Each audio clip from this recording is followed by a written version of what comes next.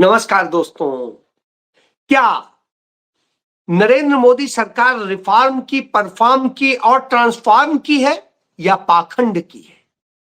नरेंद्र मोदी सरकार रोजगार देने वाली है या रोजगार छीनने वाली है? नरेंद्र मोदी सरकार इस देश को जातियों में, धर्मों में और क्षेत्रों में, भाषाओं में लड़ाने वाली है या जोड़ने वाली है? वो टुकड़े टुकड़े करने वाली है या वो इस देश को बनाने वाली है? ये सवाल खड़े हैं नरेंद्र मोदी के ही संसद के बाहर, संसद भवन में खड़े होकर के एक भाषण देने की। भाषण इसलिए कह रहा हूं क्योंकि पत्रकारों को संबोधित करते हैं, मगर पत्रकारों के न सवाल लेते हैं और उनसे दूरी भी इतनी बना के रखते हैं कि वो बोले तो उनके कान तक आवाज ना आए, यदि आ जाए तो अनसुनी कर दी जाए। जी, यही नरेंद्र मोदी सरकार का मॉडल है और उस मॉडल का आज देश में हर जगह देखने को मिल रहा है। मैं यह बात इसलिए कर रहा हूं कि संसद का बजट सत्र शुरू हो चुका है। बजट सत्र शुरू हो गया, उसके बाद अब उसमें 2 दिन पूरी छुट्टी है और 2 दिन बाद अचानक संडे को भारत सरकार का बजट पेश किया जाएगा। क्यों संडे को पेश किया जाएगा? इधर 2 दिन छुट्टी करके क्यों पेश किया जाएगा? जब बजट बना हुआ है, आर्थिक सर्वेक्षण रिपोर्ट जारी हो चुकी है, तो ऐसा इसलिए हो रहा है कि कहा जाए, देखिए मोदी सरकार का परफॉर्मेंस यह है कि उसने वह रिफॉर्म किया है कि अब संडे को भी काम होगा और सब कुछ ट्रांसफॉर्म हो रहा है। जी, इन तीनों शब्दों का सच ये। जब हम इस पर बात करते हैं तो मैं आपको बताना चाहूंगा कि 1 मई 1776 को एडम बिशोप्ट ने बवेरियन इल्यूमिनाती शुरू किया था और जो उन्होंने शुरू किया था इसमें बड़ा स्पष्ट था कि आर्थिक तौर पर, सामाजिक तौर पर, जात के तौर पर, धर्म के तौर पर, जाति उस समय जो है नस्ल के आधार पर निर्धारित होती थी, तो उस आधार पर बांट करके राज किया जाए। जी, यह उस किताब का पन्ना है, मैं आपको दिखा देता हूं। यह तो इससे आप समझ लीजिए, उन्होंने यह बात 1 मई 1776 को कही और यह लिखी है, यह सत्य। तो उसके पहले तक यदि आप याद करिए तो दुनिया में इस तरह की प्रयोग नहीं होते थे। जातियों धर्मों पे बांटने का क्रम नहीं था। भारत में ही बात कर लें तो मुगल सल्तनत में जातियों और धर्मों के आधार पर बांटने का क्रम नहीं था। जब यह नहीं था तो इसकी शुरुआत किसने की? यहां से यह कंसेप्ट आया और इस कंसेप्ट को अंग्रेजों ने अपनी हुकूमत स्थापित करने के लिए किया और उन्होंने जो किया था उससे नरेंद्र मोदी ने सीखा और उसी कड़ी में नरेंद्र मोदी सरकार जो यूजीसी का बिल लेकर के आई, जो उसने वह पास किया नियम, जो संसदीय कमेटी ने, दिग्विजय सिंह की कमेटी ने सिफारिश दी थी, वह हूबहू नहीं पास किया। उसमें बहुत सारे और संरक्षण मिलने थे वंचित समाज को, पिछड़े समाज को, दलित और जो है आदिवासी समाज को, जो उसको संरक्षण मिलने थे उनको कम किया और एक ऐसा क्लॉज 3C जोड़ दिया जिसमें कोई अपील की बात ही नहीं है, जिसमें समान सुनवाई की बात नहीं है। यह इसलिए किया गया जिससे जो यह सिफारिशें हैं वो पूरी तरीके से लागू ही ना, और वो खारिज कर दी जाए इस मेरिट पे कि ये पक्षपाती है। जी हां, और वही हुआ। तो उसके आधार पे वो कहेंगे पिछड़ों से, दलितों से, आदिवासियों से कि हमने तो आपके लिए किया था, लेकिन ये तो अदालतें हैं जो रोक देती हैं, अब उसमें हम क्या कर सकते हैं। जी हां, इसीलिए इस तरह के काम किए जाते हैं। तो इसमें दो चीजें हुई, एक जो सामान्य वर्ग की जातियां मानी जाती हैं उन जातियों में, और जो पिछड़ी दलित आदिवासी हैं उनमें लड़ाई कराने का काम किया गया, यानी उनके बीच में नफरत बोने का काम किया गया। और जिस तरह से सारा क्रम हुआ वह बताता है कि यह साजिश ही पूरी सरकार की थी, इसीलिए सरकार के ही लोग इस पूरे आंदोलन को प्रायोजित कर रहे हैं, आरएसएस के लोग ही इसको प्रायोजित कर रहे हैं। और इस तरह से करके सुप्रीम कोर्ट में गया, सुप्रीम कोर्ट ने एक सेकेंड नहीं लगाया, उसको स्टे कर दिया। लेकिन वहीं जब एसआईआर को लेकर के कोर्ट गए थे कि ठीक है जब इसका डिसाइड हो जाए ये सही है तब तक के लिए रोक लगाइए, तो रोक नहीं लगाई गई।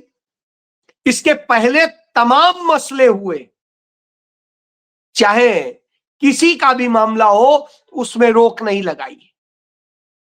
तो अब आप समझ सकते हैं वही खेल हो रहा है जो सरकार चाह रही, और ये सरकार का एजेंडा है वही जो एडम बिशोप्ट ने कहा था, जी बांटो और राज करो का, टुकड़े टुकड़े करो। वहां वो आगे लिखता है कि जो हम खुद करते हैं उसका आरोप दूसरों पर लगाते हैं। और वही आप देखिए जो जो इन्होंने आरोप पिछली कांग्रेस सरकार पे लगाए, राहुल गांधी पे लगाते हैं, गांधी परिवार, नेहरू परिवार पे लगाते हैं, वो असल में उन्होंने नहीं किए, वही अपराध ये कर रहे होते। चाहे देश को बांटना हो, चाहे भारत की जमीनें चीन को दे देना हो, चाहे पाकिस्तान के आगे सरेंडर कर देना हो, चाहे देश को टुकड़े टुकड़े कर देना हो, या देश में असमानता का माहौल बनाना हो, या और दूसरी चीजें हो। तो यही नरेंद्र मोदी सरकार का एजेंडा, और इसका उदाहरण भी देखने को मिलता है। देहरादून में एक दो कश्मीरी बच्चे थे, वो जा रहे थे अपना, और वहां पर वो जब एक गए, एक दुकानदार ने उनसे कहा, तो उन्होंने बताया कश्मीरी हूं, ये नाम है। तो वहां पर उनको पीटा जा रहा है और कहा जा रहा है तुम पहलगाम का ये कराते हो, तुम ऐसे हो, और वो कह के मार के तुम मुसलमान हो, ये हो, और उनके साथ बुरा किया गया। जितनी बीभत्स घटना हुई वह अपने आप में जहर है। क्यों हुआ? क्योंकि उत्तराखंड सरकार के खिलाफ बेहद गुस्सा है विभिन्न मुद्दों को लेकर के, और जो गुस्सा है उसे सांप्रदायिकता में बदल करके चेंज करने की पूरी कोशिश है, जिससे चर्चा कहीं और चली जाए। जी हां, यही आपने 2024 में देखा होगा, जुलाई महीने में अयोध्या यानी फैजाबाद सीट जो है इंडिया अलायंस जीत लेता है, और वहां से इंडिया अलायंस की जीत के बाद में बिल्कुल बैकफुट पे होती है भाजपा सरकार। तो वो क्या करती है, वहां पर एक दलित लड़की के साथ में रेप जैसी घटना होती है। रेप नहीं होता है, उस लड़के का उस लड़की से अफेयर चल रहा था, और उनके बीच में वो रिलेशनशिप बनती है और जो भी कुछ होता है, और उसके बाद में लड़की के पक्ष के लोग इसको लेके खफा होते हैं और अंत में एफआईआर दर्ज करा देते हैं कि लड़की के साथ ये किया गया। बहरहाल जो भी हो, पुलिस उस लड़के को मुलजिम बनाने के बजाय जिस वो बेकरी में काम करता था मुइन खान के, उस पर छापा मारते, मुइन खान को मुलजिम बना देते, उन्हें कहते हैं ये मेन मुलजिम।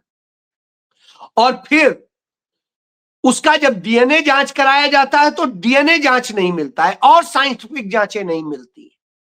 बावजूद इसके मुइन खान की बेकरी, मुइन खान का घर, सब कुछ बुलडोजर लगा के गिरा दिया जाता है बगैर किसी अपराध के, और उसके बाद उन्हें जेल डाल दिया जाता है। वो बुजुर्ग शख्स जेल में पड़ा रहता है, उस दर्द से झेलता है जो उस पर झूठा आरोप लगा, और अब अदालत जब फैसला सुनाती है तो अदालत मुइन खान को बाइज्जत बरी कर देती है, और उसका नौकर जिसने ये काम किया था उसको 20 साल की सजा देती है। लेकिन क्या जिन लोगों ने मुइन खान की बेकरी तोड़ी, घर तोड़ा और उनके पूरे समाज में जो हानि पहुंचाई, उनके खिलाफ कोई कार्रवाई की है क्या? मुइन खान चिल्लाते रहे, सब कुछ कहते रहे, कोई नहीं सुन रहा। उत्तर प्रदेश की विधानसभा में वो भगवा पहने हुए आदित्यनाथ अजय सिंह बिष्ट, वो न जाने कितने घिनौने शब्दों का इस्तेमाल कर रहा था, और जिसके लिए कर रहा था अदालत में दूध का दूध पानी का पानी हो गया।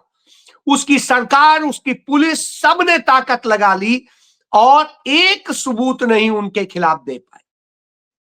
तब ऐसी स्थिति में कि इतने साल की जलालत, इतनी बेइज्जती, समाज में खराब हुई छवि, गिराया गया घर, बेकरी, काम धंधा सब चौपट कर देने के बाद क्या उसकी भरपाई की जा सकती है? नहीं, कभी नहीं। क्योंकि इसी के बहाने उस समय सांप्रदायिकता फैलाई गई और तमाम वह माहौल बनाए गए जिस कारण से वहां की जो विधानसभा सीट थी वो सीट समाजवादी पार्टी हार गई। जी, इसीलिए हार गई क्योंकि लगा कि वहां का सांसद ऐसे गलत लोगों और ऐसे मुसलमानों का साथ दे रहा है जो दलित समुदाय की लड़कियों के साथ ऐसी घिनौनी हरकतें कर रहे हैं। जी, क्योंकि वो सांसद भी दलित समुदाय से।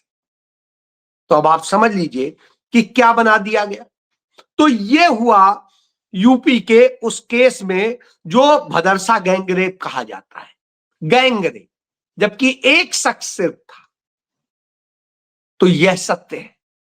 अब इसके बाद देखें, जो इसी तरीके से एसआईआर का मामला था, बिहार चुनाव के पहले जब एसआईआर कराया जा रहा था उसको लेके मुकदमा किया गया, और बिहार का चुनाव हो गया, सारी चीजें हो गई, सब कुछ होने के बाद कहीं उसको नहीं रोका गया, और अब सुप्रीम कोर्ट में उसकी सुनाई कहते हैं कंप्लीट हुई, फैसला रिजर्व कर लिया गया है। तो फैसला अब आप कुछ भी दे दे तो क्या वह इंसाफ हो सकता है? क्योंकि बिहार में इलेक्शन हो चुके हैं और जो वहां संवैधानिक चर्चाएं होनी थी वो सब उस दौरान हो रही थी, लेकिन कोई सुनने वाला नहीं था। सरकार झूठ बोल रही थी, चुनाव आयोग झूठ बोल रहा था और गुमराह किया जा रहा था, इस देश के नागरिकों के हक छीने जा रहे थे, सब कुछ हो रहा था। तब सुप्रीम कोर्ट ने उस पर रोक नहीं लगाई। इतने के बाद भी इतने सबूत सुप्रीम कोर्ट में पेश किए गए, जिंदा सबूत पेश किए गए, लेकिन नहीं लगाई। लेकिन वही सुप्रीम कोर्ट रोक लगा देता है उस यूजीसी को के मामले में, जिस यूजीसी का जो वास्तव में करना था वो करने की बजाय उसको गलत तरीके से किया गया और नफरत फैला के बांटने का काम। इसी तरह आप देखिए, केंद्र सरकार यानी नरेंद्र मोदी सरकार सदन में आर्थिक सर्वे रिपोर्ट पेश करती है। उस रिपोर्ट में संसद में कहा जाता है कि इस देश के 56.2 करोड़ लोगों के पास रोजगार हो गए, ये सरकार कह रही। तब हम थोड़ा सा समझ लेते हैं, यह सरकार के पास यदि यह डेटा है तो इसका मतलब है उसके पास में पूरी जनगणना हो चुकी है। लेकिन सत्यता यह है कि जनगणना नहीं हुई है। जब आपके पास जनगणना ही नहीं है तो आपका यह आर्थिक सर्वे कैसे सही हो सकता है? कैसे आप कह सकते हैं कि यह है और यह नहीं है? आप जो मौखिक तौर पे कहते हैं 140 करोड़ का देश, यदि 140 करोड़ का देश है यानी इस देश के करीब करीब 90 करोड़ लोग बेरोजगार हैं। तो सीधे अर्थों में यह है कि इस देश के 90 करोड़ लोग बेरोजगार हैं और इस देश में रोजगार नहीं मिल पा रहा, जिनको मिला हुआ है वह पर्याप्त नहीं है। तो यह अपने आप में सबूत है कि भारत की आर्थिक दशा कितनी बुरी। और जब नरेंद्र मोदी कहते हैं कि रिफॉर्म, परफॉर्म और जो है ट्रांसफॉर्म, तो उन्होंने रिफॉर्म क्या किया है? रिफॉर्म यह किया है कि जो अच्छे कानून थे, अच्छी व्यवस्थाएं थी, देश को जोड़ने की व्यवस्था थी, अच्छी शिक्षा थी, अच्छे स्वास्थ्य के लिए बढ़ रहे थे हम, और हम वैज्ञानिक प्रगति से आगे बढ़ रहे थे, उसे खत्म कर दिया। और अब परफॉर्मेंस यह है कि भारतीय जनता पार्टी का राष्ट्रीय अध्यक्ष नितिन नवीन वो परिवारवाद से आता है, वो 12वीं पढ़ा हुआ है और उसकी यह स्थिति है कि जब पश्चिम बंगाल में प्रचार के लिए जाता है तो कहता है रविन्द्रनाथ ठाकुर को शांति के लिए नोबेल पुरस्कार मिला। यानी जिसको यही नहीं पता कि उनको क्या मिला था, क्या नहीं मिला था, किस लिए मिला था, ऐसा व्यक्ति अब भाजपा में राष्ट्रीय अध्यक्ष होता है। यानी ये उन्होंने जो है परफॉर्म किया है रिफॉर्म करके। तो यह समझ लीजिए, यह ट्रांसफॉर्म किया है कि अब परिवारवादी अध्यक्ष ही होंगे और परिवारवादी ही उनके यहां नेता होंगे, ऊपर से लेकर नीचे तक। जी हां, वह देखने को मिल रहा है हर जगह, इसके उदाहरण मौजूद है। और जब वो कहते हैं कि देश दीर्घकालिक विकास के मार्ग पर चल रहा है, यानी आप खत्म हो जाएंगे तब विकास की बात होगी, और तब विकास होगा कि नहीं होगा, क्योंकि विकास विकास सुनते सुनते हम इतने सालों से आ रहे। नरेंद्र मोदी ने यह भी कहा कि 21वीं सदी के 1/4 वक्त बीत चुका है। जी हां, यही तो बड़ी बात है कि 1/4 वक्त बीत चुका है और इस 1/4 में सोचिए 15 साल से अधिक बीजेपी सत्ता में, यानी 15 साल से अधिक बीजेपी सत्ता में है। इस 1/4 यानी 25 सालों में 25 से अधिक हो गए। तो अब जो 15 सालों से ज्यादा में हो और कांग्रेस इसी 21वीं सदी में सिर्फ 10 साल हो, और उसके बाद हर समय कांग्रेस को कोसेंगे, खुद की सरकार का भ्रष्टाचार परफॉर्म कर रहा है, खुद की सरकार का झूठ परफॉर्म कर रहा है, खुद की सरकार का अज्ञान परफॉर्म कर रहा है, खुद की सरकार का नफरत परफॉर्म कर रही है। जी हां, और संस्थाओं को जिस तरह गुलाम बनाया है वह परफॉर्म कर रहा है। शायद यही वजह है कि जयराम रमेश कहते हैं देश को पाखंड से भरा संदेश दे रहे हैं नरेंद्र मोदी। आर्थिक सर्वे पर वो झूठ बोल रहे हैं और जिस तरीके से उन्होंने पाखंड किया है वह भारत को संकट में डालने वाला है, अविश्वसनीय है। और यही वजह है कि वो ना तो सर्वदलीय बैठक बुलाते हैं, ना उसकी अध्यक्षता करते हैं, और ना ही संसदीय तौर पर जो है उसे चलाने के लिए, सदन को चलाने के लिए वो कोई ऐसा पूरा मास्टर प्लान बनाने के लिए सर्वदलीय बैठक करते हैं, ना ही स्पीकर करते हैं। यानी झूठ और झूठ का पूरा नेटवर्क चल रहा है, और वही झूठ हम पूरे देश में देख रहे हैं। हर तरह के नफरत, हर एक को झूठ बोलना। तब सिर्फ एक शख्स राहुल गांधी हर जगह हर मोर्चे पर देश के लिए लड़ता नजर आता है। तो इसलिए राहुल गांधी पे हमले होते। जी हां, यह सत्य है। जय